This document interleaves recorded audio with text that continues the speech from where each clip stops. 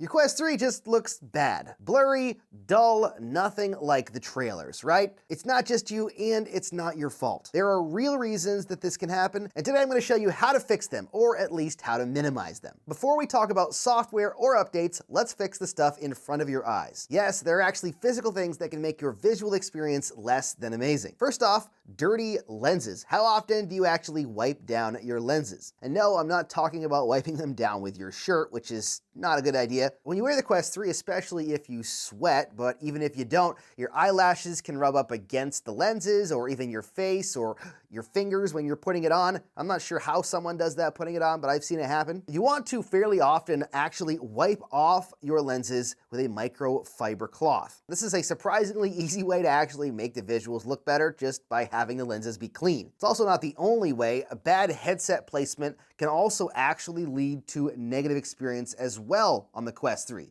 Angle and the tension of the straps can affect the sweet spot. Even though the Quest 3 has a larger sweet spot because of the pancake lenses, it still does have a sweet spot close to the center, so you'll want to try to get the headset in the best spot you can. Otherwise, you'll end up with at least a slightly blurry image. Speaking of a blurry image, if you have not set your IPD or interpupillary distance properly, then you could be also missing out as well. That's the distance between your pupils of your eyes. If you don't set it properly, it can actually cause blurry visuals as well. And talking about lenses and cleaning lenses for a moment longer, if it's summertime and you're sweating, or if your temperature is high or low, depending on what your environment is like, your lenses can actually fog up very, very quickly. This can really lead to some muddy and nasty looking visuals. Now you can always wipe them off, but you're gonna have to take it off and wipe them off fairly consistently because it fogs up pretty bad. Or you can actually get an accessory that has a fan that blows air into your headset. There's some facial interfaces and head straps that do just that. They circulate the air and they actually surprisingly work really well. Again, I'll put a link to those down in the description. Now let's talk about the actual visuals and display on your Quest 3 and why it could be affecting your experience. Even if your hardware is all set up perfectly, the Quest 3's software can actually semi-sabotage your experience. Depending on the age of the game that you're playing, it's possible that the developers have not released updates to these games to take advantage of the actual Quest 3's software. So you're going to get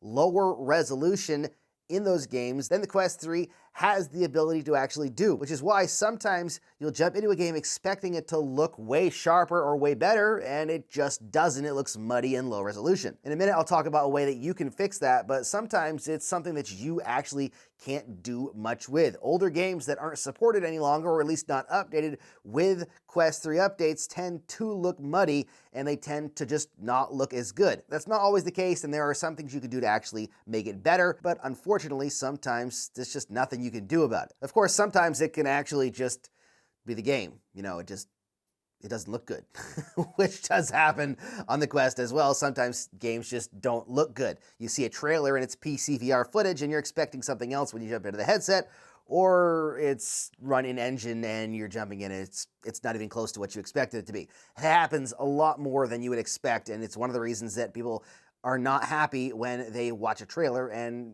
are jumping into a game that looks nothing like the trailer. But that's not always the case. Sometimes developers have to prioritize performance over visuals. That means that they'll enable foveated rendering. Foveated rendering is where the outside of the image is blurry and out of focus. It's not rendering as high fidelity as the center of the image. That means if you look around with your eyes around the screen to the edges, you'll see visuals that don't look as good. Depending on the game and depending on the settings that the developer has set, it can either be extremely apparent or it can be very minimal. That all comes down to how the developer sets it up. And again, in a minute, I'm gonna give you some software that actually really helps with foveated rendering and resolution as well. Level of detail, or LOD, has a lot to do with how visuals look in the headset as well. And as games get better and better, we're starting to see better LOD, but over the course of the past several years, there's been games with absolutely atrocious pop-in, meaning that you're walking and something that wasn't there before just suddenly pops into view because you've gotten close enough. There are games now, though, like Star Vault, that does an amazing job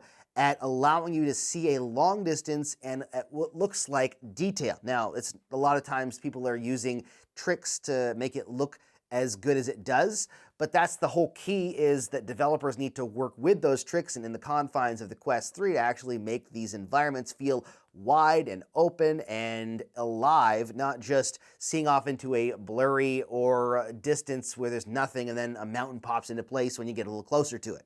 LOD is a trick that developers use, and they make things look worse on purpose to allow for the power to be used to closer up. And sometimes they prioritize completely what's right in front of you and don't pay enough attention to the background stuff. And sometimes that can be great, and sometimes it can be really distracting. Now, I know what you're saying. How do we actually fix what the developers are doing in these games? One thing that can drastically help fixing this issue, especially with older games, is the Quest Game Optimizer. I mentioned it a lot in the past. I'll put a link to it in the description. It is a paid application, but it is so worth the money because this allows you to upscale the resolution on every experience, including ones that already use a higher resolution and great looking visuals. You can even up those so that they look even better. But this works especially well when you're going back into older games that don't have that resolution bump that the Quest 3 has available. So you can push them even farther than they originally were by the developers when they were made for the Quest 1 or Quest 2 even. Not only that, it allows you to adjust the refresh rate as well, which is the frame rate. A lot of times older games are locked at a lower frame rate, and if you you can adjust that to make it higher refresh rate so that it looks even smoother. Plus, you can adjust the foveated rendering. I mentioned that a little while ago. Inside of the Quest Game Optimizer, you can either turn it off or you can adjust the level that it's at.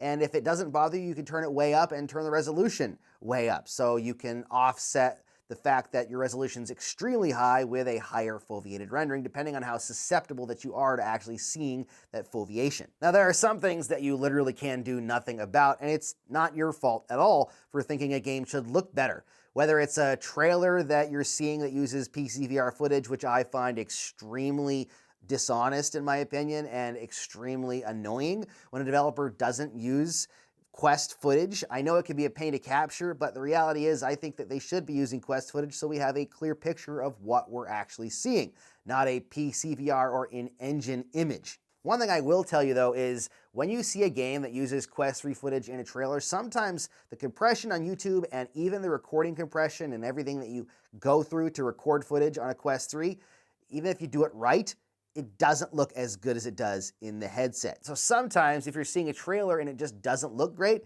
it actually could look better in the headset.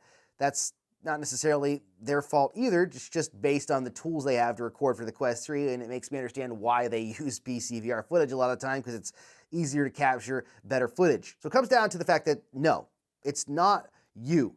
But now you know what you can do about it, or at least some things to adjust to make your experience visually better so it doesn't look like crap. Let me know down in the comments if any of these things helped you, and in the description you'll find links to all the stuff mentioned in this video. Don't forget to give this video a thumbs up so more people see it, and subscribe for more videos, and as always, happy questing.